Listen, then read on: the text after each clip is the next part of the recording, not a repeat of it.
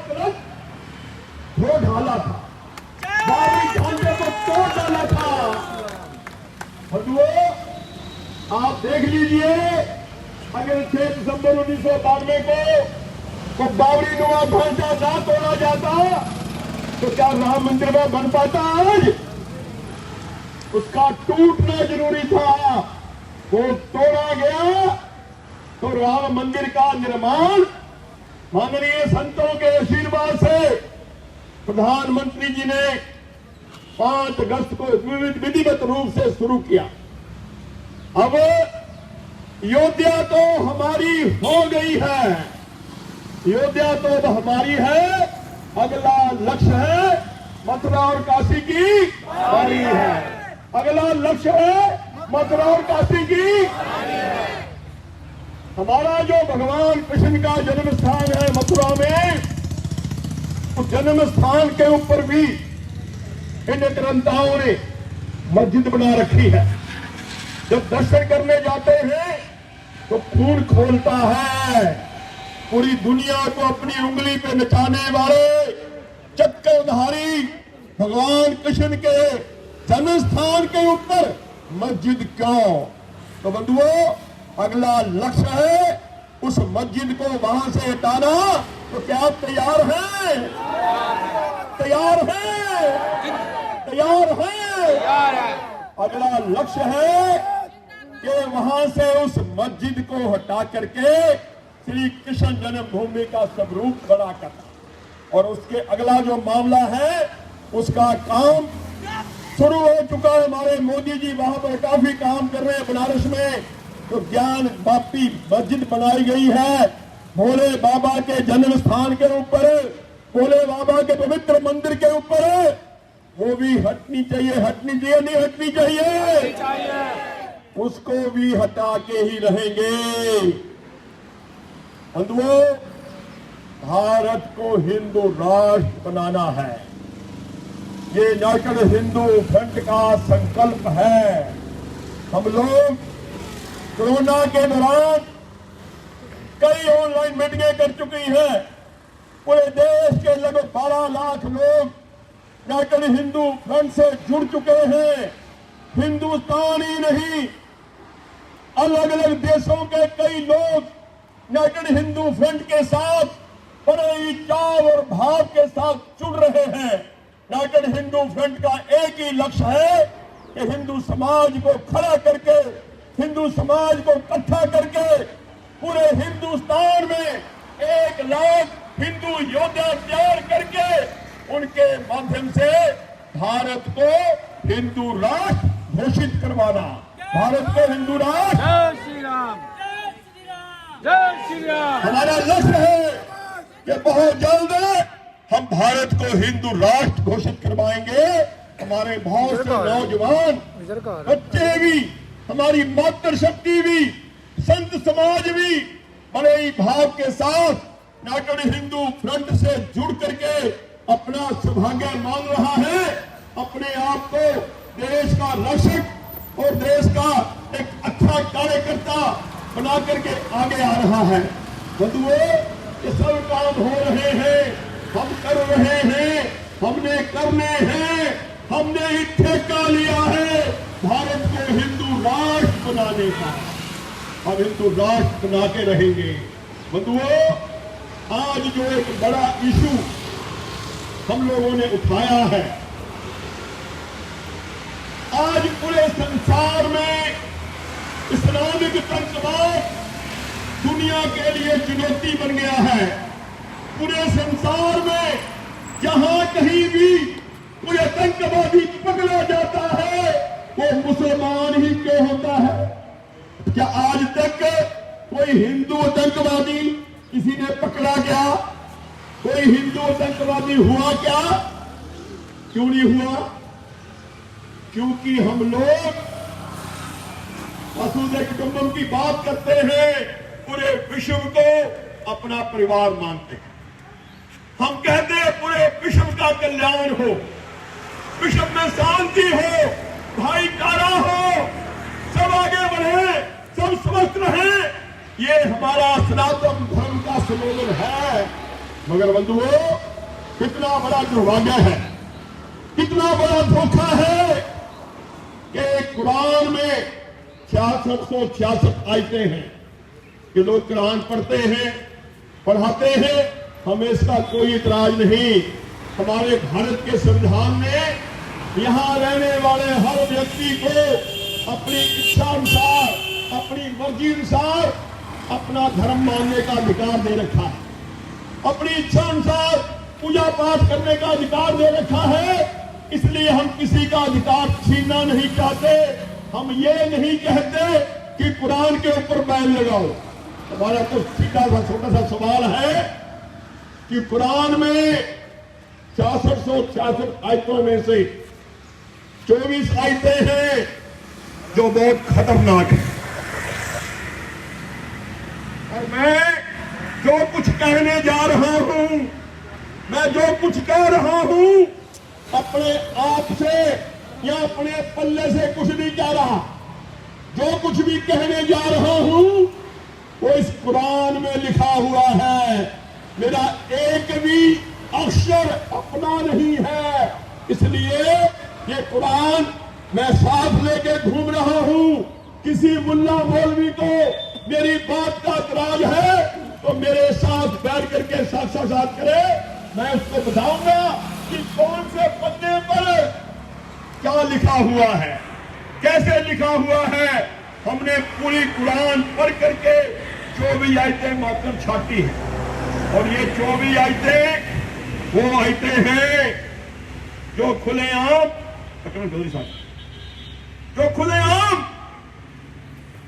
इस्लाम नहीं मानने वालों को लूटने का, मारने का, काटने का आदेश देती है।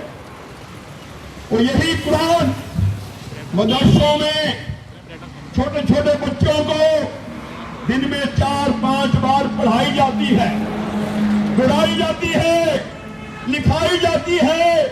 आप समझ लीजिए बंधुओं, जब 4-5 साल का बच्चा दिन में 4-5 बार ये बात पढ़ेगा, लिखेगा, बोलेगा कि जितने भी गैर मुस्लिम हैं सारे काफिर हैं, इनको लूटो, मारो, काटो, इनकी औरतों पे कब्जा करो, इनकी संपत्ति पे कब्जा करो। अगर ऐसा करते हुए तुम मर भी गए तो तुम्हारे पर तुम्हारा खुदा मेहरबान होगा, तुम्हें जन्नत मिलेगी, हूर मिलेगी, परियां मिलेंगी। ऐसा इनको रोज पढ़ाया जाता है।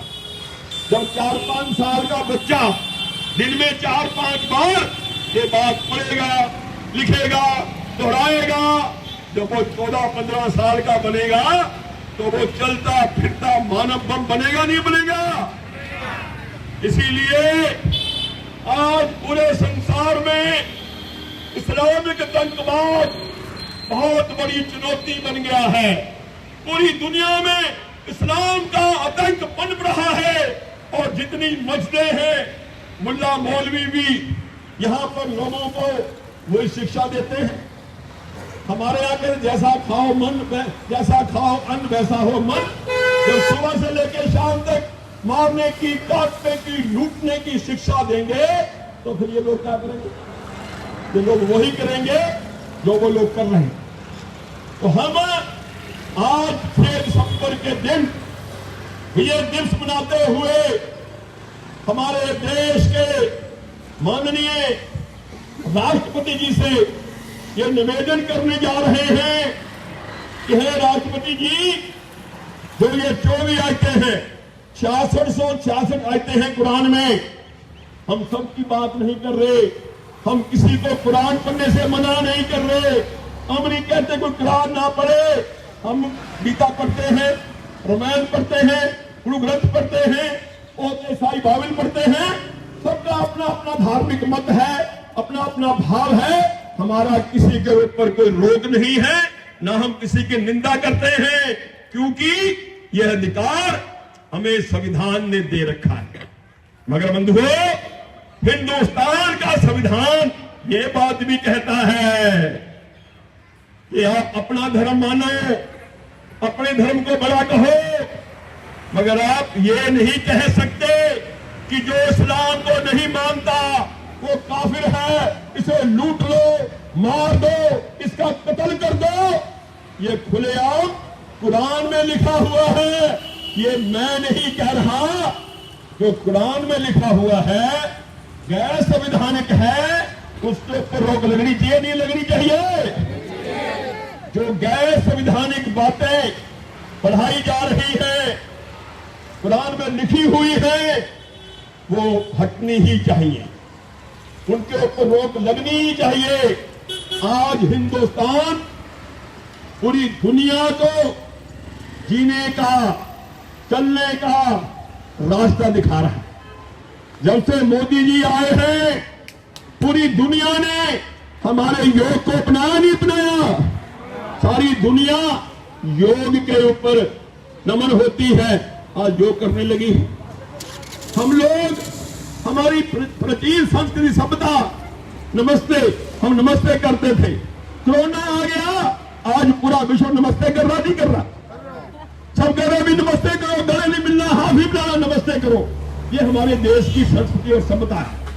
कोरोना में सब लोग डर गए थे, घबरा गए थे, मगर हमारे हिंदुस्तान के प्रधानमंत्री मोदी आगे आए, आगे आकर के लॉकडाउन किया, देश के लोगों को प्यार किया, ना सिर्फ देश के लोगों को, पूरे विश्व के लोगों को कोरोना से लड़ने के लिए हिम्मत दी, और हमने पूरी दुनिया को यहां से दवाइयां भेजी। ये मेरा हिंदुस्तान जो वसुधैव कुटुंबकम की बात करता है, उसका एक मैसेज है, विशाल है। तो बंधुओं, जिस तरह से आज इस्लामिक आतंकवाद पूरी दुनिया के लिए चुनौती बना हुआ है, पूरी दुनिया इससे घबराई हुई है, डरी हुई है, इसे गिरफ्त में आ रही है, तो पूरी दुनिया में शांति भाईचारा कायम करने के लिए, हमारे हिंदुस्तान में शांति भाईचारा कायम करने के लिए एक ही बात की जरूरत है कि जो 24 आयतें हैं, या तो इनको कुरान से हटाया जाए। अगर आपको हटाने में दिक्कत है, कोई टेक्निकल परेशानी आ रही है, तो इन 24 आयतों के मदरसों में, मस्जिदों में, घरों में पढ़ने और पढ़ाने पे बैन लगाया जाए।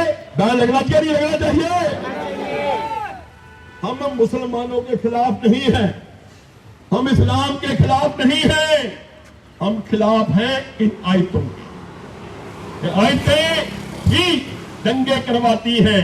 अभी हमारे जमुना पार में दंगा हुआ, प्री प्लान दंगा था।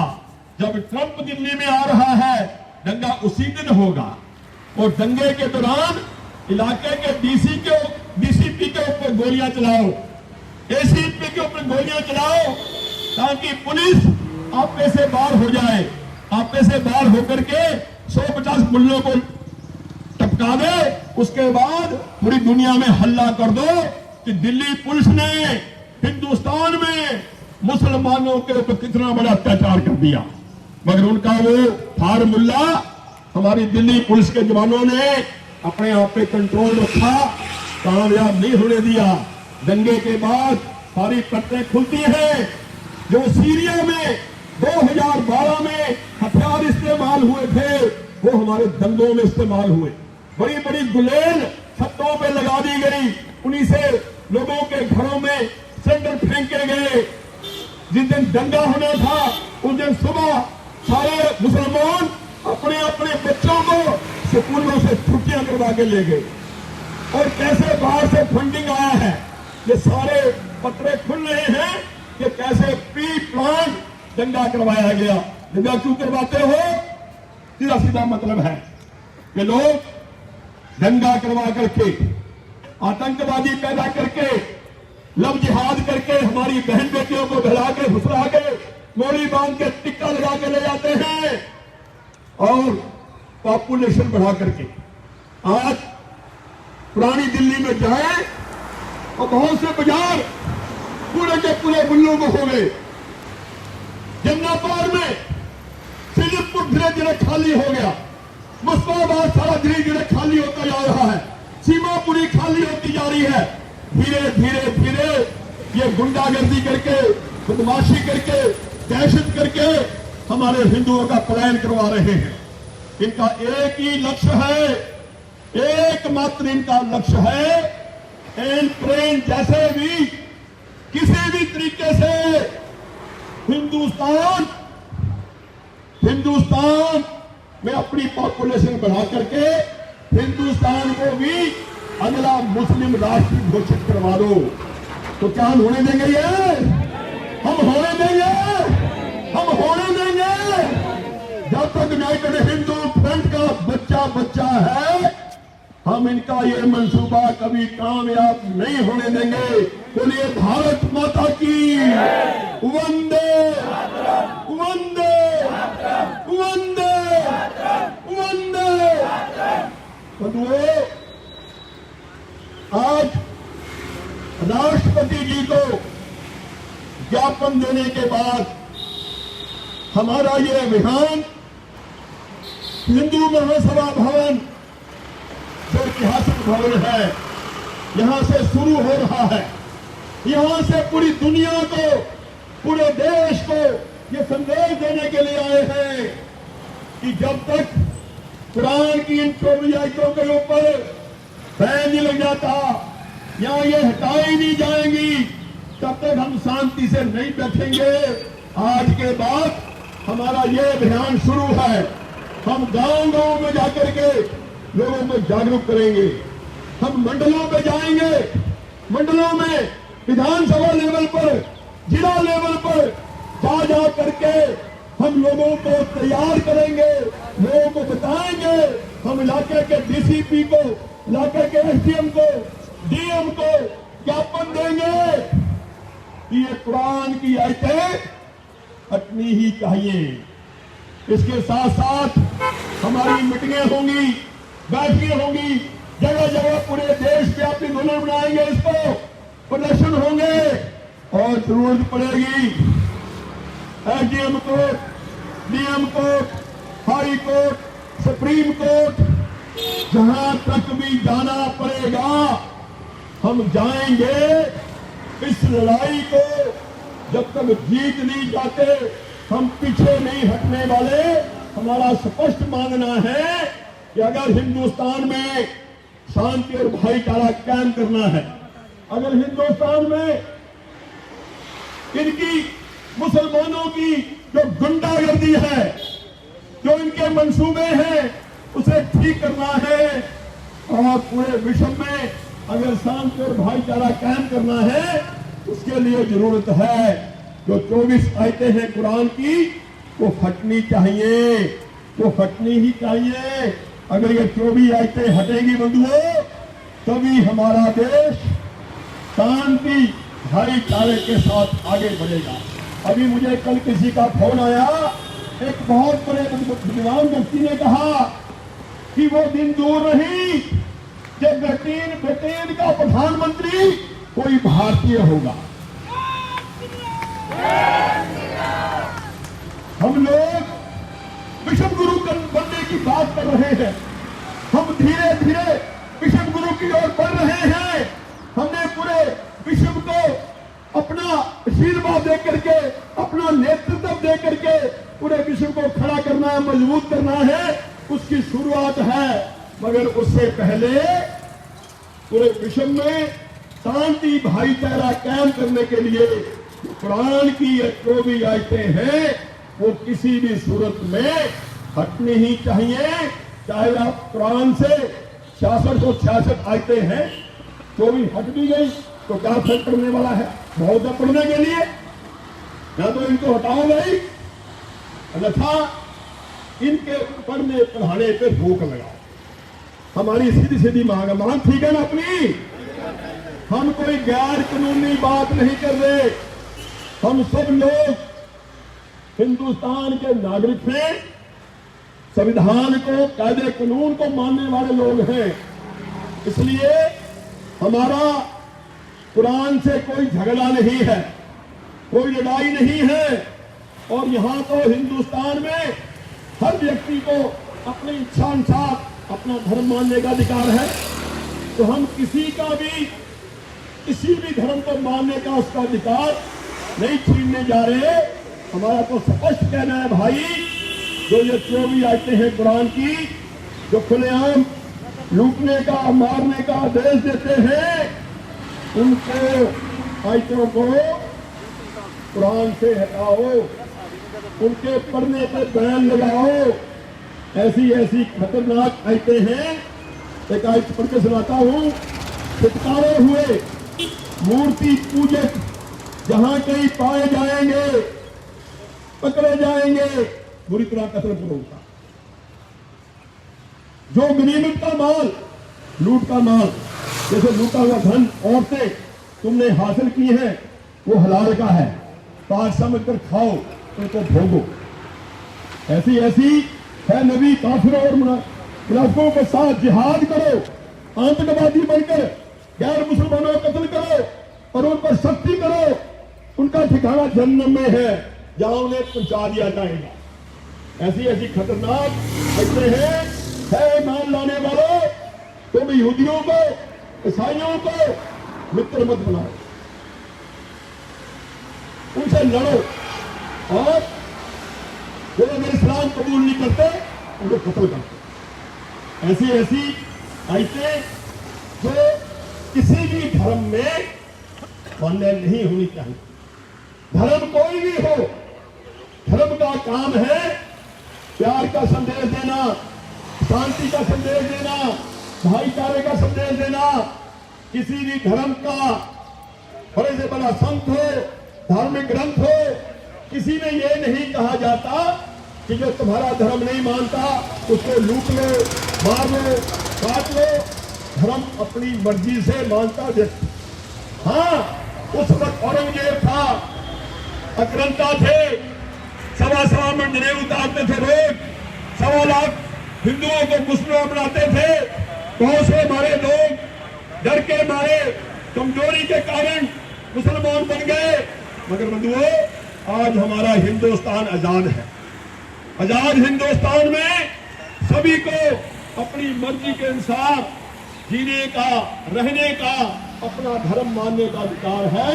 अगर कोई भी हमारे इस अधिकार के ऊपर विरोध करता है, उठाना करता है, वो गैर कानूनी है नहीं है, वो गैर कानूनी कार्य रुकना ही चाहिए। और आज से हमारा जो भी आयतों के खिलाफ अभियान है, अभी हम लोग राष्ट्रपति को ज्ञापन देंगे। हमने 1 बजे तक का समय दिया था, हमारा समय पूरा हो रहा है। जो भी बंधु संत समाज के लोग आज इस कार्यक्रम में आए हैं, मैं सबका अभिनंदन करता हूं, स्वागत करता हूं। ईश्वर चौधरी जी जो हमारे हिंदू फ्रंट के राष्ट्रीय सचिव हैं,